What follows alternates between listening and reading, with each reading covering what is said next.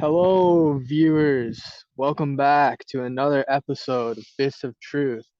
This is number nine, the holy number nine. I'm here with my buddy Rain, Hey, and everybody. before we started the recording, we were talking about the topics for this week's episode.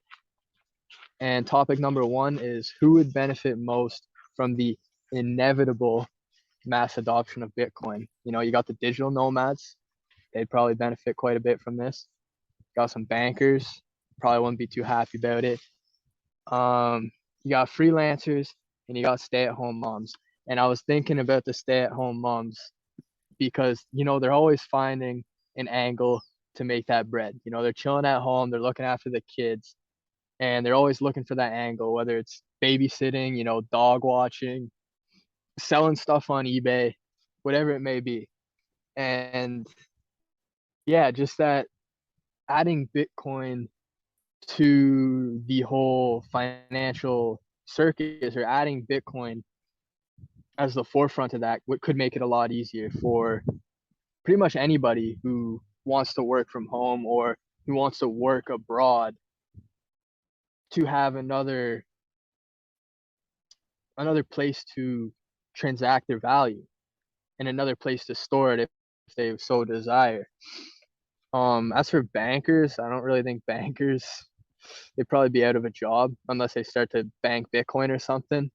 Um, Digital nomads though definitely would benefit from the mass adoption of Bitcoin just because they're already going around the world. They're already having to flip-flop currencies on a whim.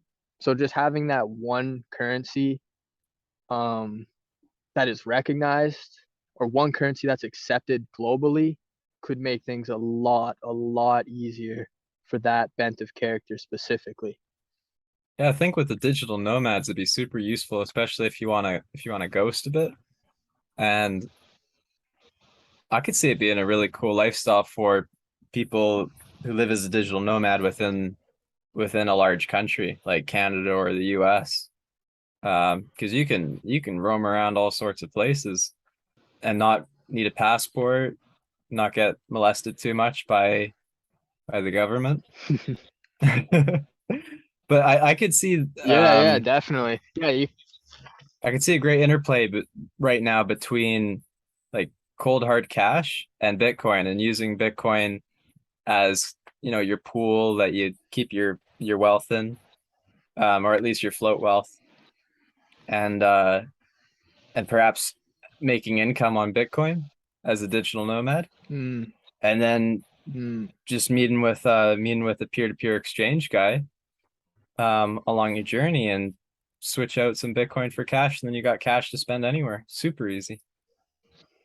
Yeah, I'm sure you could find some people, like just on your travels, just on your journeys. I'd imagine there's communities and infrastructure set up for in-person meetups to exchange Bitcoin for cash. Unfortunately, I can't name any off the top of my head, but I can only imagine that would have to exist just for anybody, whether you're a traveling businessman, a digital nomad, a stay-at-home worker.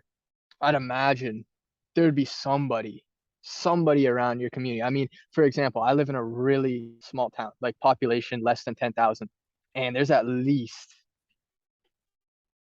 two, three people I know that are in the Bitcoin scene in this small town with under 10,000. So I'd imagine that there's communities and infrastructure set up where no wherever you are in Canada, like if you're hiking, who knows, if you go way up north Canada or something, you'd be surprised. You might find somebody willing to trade in some to trade you their cash for some Bitcoin in Nunavut or something.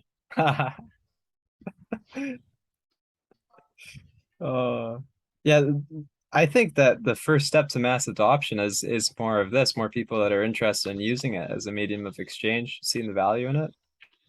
And in this growing period, why not leverage the existing system? You know something interesting historically with money, right? The dawn of fiat, like in the What's ancient that? sense, when fiat currencies came about, And you could go way back to Rome when they started mixing other alloys into the gold and silver coins or clipping coins and all that.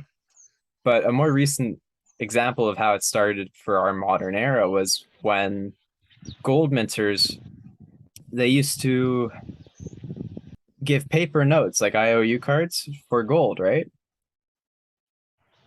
Because you'd Yeah. buy, yeah, and then you'd have that IOU. But what they noticed was people were trading the paper notes instead of going to the gold mint, taking out their gold, making the trade with the actual gold, you know?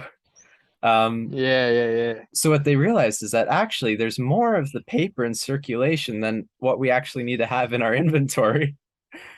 So you could Uh-oh. Uh-oh. so so they just started making paper notes and selling the paper notes and having just enough in their inventory to satisfy the customers that came in to withdraw their gold. But if everybody went and took their gold out at the same time, it'd all fall apart. So that's how fiat started. Yeah, yeah, yeah. Now we have a even more gross system, like whereas even their pretentious paper money, if we were all to go and withdraw it from the bank, there wouldn't be enough cash in circulation to take that money out of the bank. But yeah, there's more digital dollars than there are paper dollars is what you're angling at there, eh? Yeah, exactly. Yeah, yeah. I I can feel only imagine. I can only imagine somebody's probably had the bright idea of creating fiat Bitcoin, like IOU slips for Bitcoins. I can only imagine. yeah, we call them major KYC Like that'd be exchanges. such a disgrace. True, true, true. You have XYZ amount of Bitcoin. Everybody try to pull it out. Whoops, whoops. That's why there's something called, what is it? Verify your key day or something. Like once a year annually. This used to be a thing a couple of years ago. I don't know if it's still a thing, but like once a year in January or February, a bunch of Bitcoiners that would hold their Bitcoin on KYC exchanges on that specific day, everybody would rally up and hype up, and it'd basically be like a run for your money. It's just like everybody's pulling out to test the KYC exchanges. It's like, do you guys really have our Bitcoin? Well, we're gonna find out. And like a lot of people would pull out their Bitcoin and shit. And a lot of the time, the KYC exchanges would be overwhelmed and have to shut down for like 15, 30, however many minutes or hours, just due to the sheer traffic of it. uh, People could Yeah. be so fun, eh? Like just what we could do collectively when we work together. Oh, exactly. You can shut down temporarily shut down a major KYC exchange just for the of it. I don't see Bitcoin helping the bankers very much though, because the whole banking game, it's based on having the whole fiat magic money system. Mm. You don't see there becoming some sort of like Bitcoin banker hybrid thing. Like for example, some guy very trusted. I guess that's almost exchanges, eh? They're like trying to be the new banks. You think like those major KYC exchanges? Yeah. They're like they're like trying to be the new banks, but like not really. Like, but like I couldn't imagine like your typical banker that's like really in the fiat system. I couldn't imagine him really benefiting um, from Bitcoin mass adoption because, like you said, his well being, his livelihood is kind of based on the fiat system and how well it's doing. Unless he's like some undercover like Bitcoin um like spy or some shit in the banking system. But other than that, um I couldn't imagine your typical banker really benefiting from a Bitcoin mass adoption because I don't think banking on like what is it?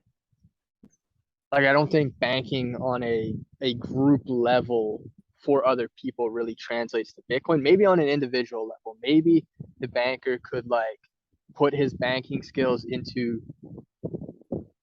like his Bitcoin somehow, but like overall him transitioning into a Bitcoin world, I I don't know how that would jive. I really don't know. I cannot say. I don't think that, well, the whole idea with Bitcoin is you become your own bank, right? The reason why we keep our money in banks usually is because they've built all this infrastructure so that we could keep our money somewhere safe and use online banking and move money internationally, et cetera, right? Bitcoin does all Mm, that, and it does it with open source code. Like it makes banking irrelevant when you think about it. And the business of banking is meant to be um, the client deposits money in there with the promise that that money is going to be safe. Historically, you wouldn't get charged for having a bank account. Nowadays, they have the audacity to charge us $15 a month, which is stupid. But essentially, what the bank does is they take that money and they do investing with it. So they make investments in companies, etc., and then make money back. And then they make a profit. And because they used your money to gamble, basically making these investments, they give interest to the client. less than inflation. Less than inflation. Well, these days, less than inflation, but it's not meant to be that way. Um, so, uh, but with Bitcoin volatility at this time, I don't see somebody reliably doing a banking system, and I don't see the appeal. Like with the way, like how low interest rates are these days, I don't Mm, see the appeal. And the thing is too, when there's these companies that are promising like 13% annual interest, it's just not going to last. yeah. They'll just implode on itself because you can't make that much money to I cover couldn't that. imagine somebody like a reasonable, logical person giving away their Bitcoin to some organization for like even a 5% interest rate. Like even a 5% interest rate, I would not hand away my Bitcoin to anybody for that, just because me personally, I am bullish on Bitcoin. So I think Bitcoin is going to be like every 4 years, the 250,000 block theory, every 4 years, Bitcoin is going to be worth more than what it was worth 4 years ago. So like I just like 20% interest rate, I could only imagine in 4 years Bitcoin will have doubled at least. So return on investment and not being able to use my Bitcoin and not even being the holder of my Bitcoin and not knowing where it is just simply not worth it to me personally. Yeah, it goes against the whole goal of the project, right? The whole idea is don't trust, verify, hold your own money. No benefit really. If you want to get into Bitcoin and you want to just have people making interest on it, you might as well just open a fiat savings account. And who's Yeah, really to really. say that if things went upside down or these exchanges as there's been a few examples when they implode or get hacked, who's to say that they're going to actually like compensate their clients who've lost all that wealth, trusting them. Oh, exactly. Exactly.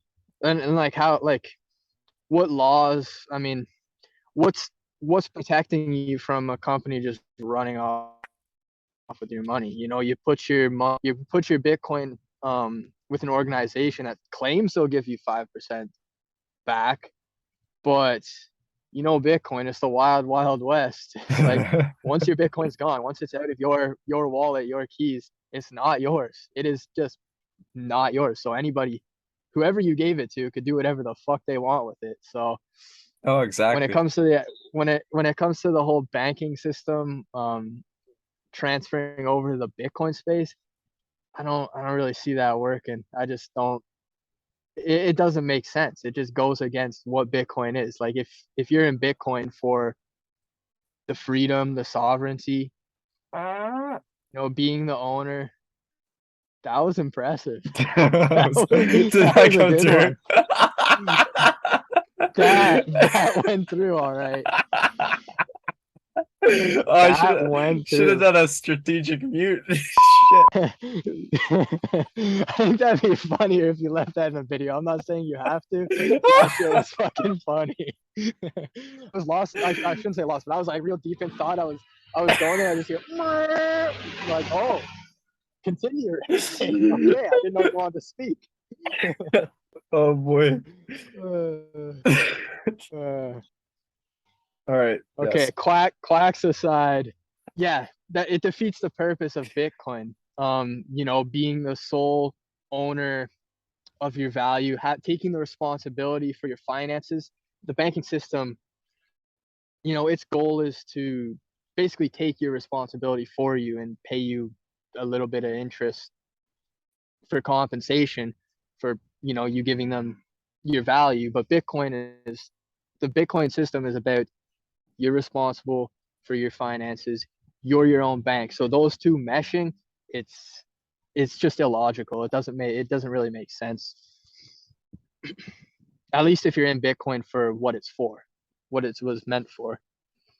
Is Bitcoin the currency of the future elite? And what I mean by this is, will there be like some odd utopian dystopian split in societies where Bitcoin is used by the hyper elites and they own almost all the Bitcoin and they kind of run in their own utopian society. And then you have like the dirty fiat underground sewer dwellers that are kind of just rummaging around with their paper money, scrounging for the top of this greasy hierarchy, whilst there's this utopian of like Bitcoin society. Do you think in XYZ amount of years, 50, 100, 1,000, do you think that is a possibility? This odd sci-fi scenario. I could see a possibility in something similar. I don't think that the elite will Yeah. want Bitcoin to exist. Um, Mm. I think what they'll want is all the rest of society, as you said, on a programmable digital currency, probably, which is like fiat, but with social credit score systems, probably like carbon tax built in, automatic taxes just taken out of your bank account without your permission type stuff. Lock out your bank Mm-hmm. if you're doing wrong think or you said something bad or you doing something the government doesn't agree with, and maybe Oh even yeah, Big Brother will be around every corner. maybe even so that you have a like a daily limit on how much you can spend or a limit to how far you can go from your house and spend your money or your currency. Okay, set like a rich cap or something, like how rich you can get before you get kind of like stifled per se.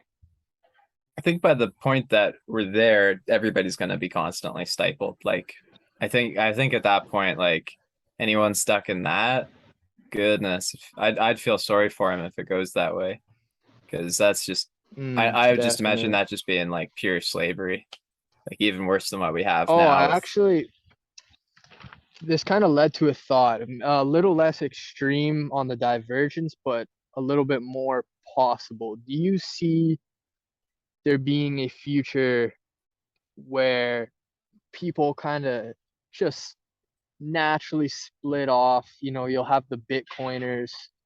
They'll kind of branch off from the fiat system. Things aren't changing fast enough.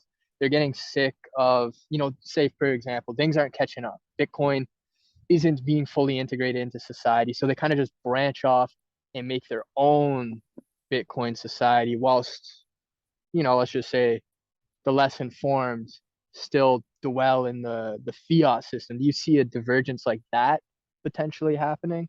Oh yeah, yeah, absolutely. Yeah. And I don't know if the first party, this party that values freedom and wants to survive and don't want to be like herded like cattle, which would include a lot of Bitcoiners.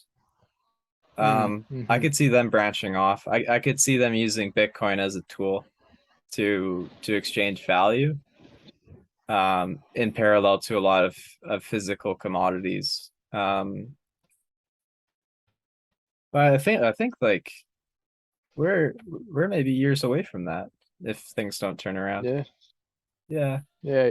To be quite frank, I can see that glimpses of that already happening. Like Bitcoiners kind of setting up their own parallel society per se. Yeah. like yeah, just like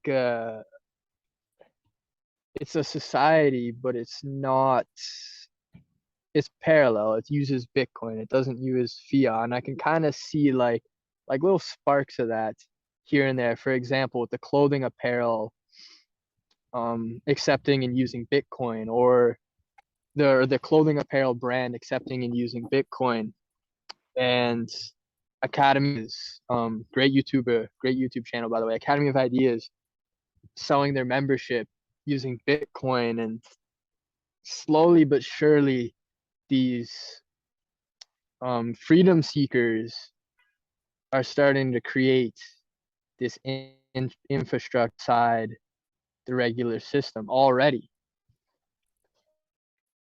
Oh yeah. I'm so excited every time I see developments in this direction. I think that we discussed this, I think, in the last episode, how information will be such a valuable thing to trade in exchange for Bitcoin. I could see people paying for Mm, information in various forms with Bitcoin because information is accessible on the internet, and that's the medium of which Bitcoin works on. But I also see like just informal exchange of work. I have two examples in my own life. Thank you, Austin, for my first Bitcoin art commission. That was hype. uh, Yeah, yesterday. my So pleasure, man. My yeah, pleasure. I mean it's starting there. I have another Yeah, friend who's like, "Hey Rain, I need a website.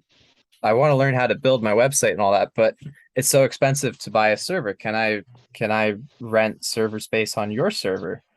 And I was like, "Yeah, for Bitcoin." yeah. And so Exactly. Yeah. that's come along and it's happening, you know. I think that that's going to be a great way for people to make the odd buck is like it's like we have cash in hand jobs now, right? And the appeal to that is you're not going to have the government climbing down your back when you earn a bit of cash in hand. But Hmm. what do you do when you're working over the internet, right? To do the Yeah, equivalent to a exactly. cash in hand job. Well, you do Bitcoin because then the person providing the service could be like doing it on mates rates, do it a bit cheaper because it's like I don't have to worry about all this accounting and all this garbage, and it's Bitcoin. I want Bitcoin, yes, please. That's actual real money. I see great potential that way. And going back to stay-at-home moms, like imagine a stay-at-home mom wants to make a bit of money on the side and has some friends that need a bit of help with I don't know accounting or writing or you know these sort of things, right? Just these things that Hmm. are nice to outsource and that someone with reasonable skills can do. And I see it really Yeah, coming at the grassroots that way. yeah. Just like little pockets of communities, like little um projects here and there. For example, with you and I with the YouTube thumbnail, just a quick little project. Was looking for a YouTube thumbnail, like, hey man, um, you know, you you're good at the digital design, so right there, boom, quick little transaction. Gets the Bitcoin flowing. It kind of builds that it sets the vibe for the future. It sets it sets precedent. People will become more comfortable with exchanging Bitcoin for online services, for, like you had said, the equivalent of a cash in hand job, except online. So yeah, definitely can see it springing up that way in its own little world, its own little like for example, in construction, there's men that mainly base their work on cash deals. They're off the books, under the radar. They do cash deals. They're usually pretty stand-up guys, pretty respectable. And I can only imagine, as Bitcoin progresses, you'll find a lot of that in the Bitcoin space. Oh People that yeah. only do Bitcoin deals, respectable guys, good workers, and yeah, they're off the grid, on Bitcoin only deals, and you could kind of like build something with that, like its own environment, its own self. sustaining ecosystem on Bitcoin per se. Yeah, it's how we always used to do it historically. We didn't always need these complex global networks to tell us how to send money to each other. Just be like, yeah, here you go, man. Yeah, exactly. Like literally some 20 some year olds can do it. Like I don't see why the rest of the world couldn't do it. Yeah, and you know, you and I, Austin, we're at a level of competency with the stuff that we are able to use it with that basic function of like, yeah, how do you pay someone or how do you get paid for doing a job? It's not complicated. Got like an open source, non-proprietary wallet. Um, one person's got Bitcoin, the other person's got work to do. And then when the work's done, you just go, oh, all right, yeah, here you go. Here's the agreed amount. And then that's it. It's already programmed, it's already available. You don't even have to run your own full node to do it. It's so accessible. And I Mm-hmm. think people get nervous with Bitcoin because there's all these scary headlines of, you know, Bitcoin disasters and taxes and Bitcoin scam and like all these things. It's the Bitcoin hack. it's like I reckon if I were to sit down with somebody just tell them how to use Bitcoin, it'd take 10 minutes. Take 10 minutes. Yeah. Oh, probably. Yeah. I think that was one of our first episodes was us. I mean, it was longer than 10 minutes, but one of our first episodes, we briefly brushed over how to use Bitcoin. And we took it well beyond just the basic understanding. Like I remember some really technical stuff there. But yeah, to simply explain Bitcoin and how to use it and show somebody to use it, I can imagine, yeah, 10, 15 minutes tops. Oh yeah. Yeah. Yeah. And then there's YouTube resources to learn. You could duck duck go it, look it up, you know? Like there's Yeah. we live in the internet age. Like any question someone has about how to use Bitcoin, just type it in and then boom. Yeah, That's how exactly. we learned how to And do it. then we pop up bits of truth how to use Bitcoin. And then you just click the video Yeah, and yeah, then you click that just one. click subscribe and then share with all your friends that need to know about Bitcoin and that want to hear two dudes talking about Bitcoin and give it a like too. And voila. I think that's a wrap. Yeah.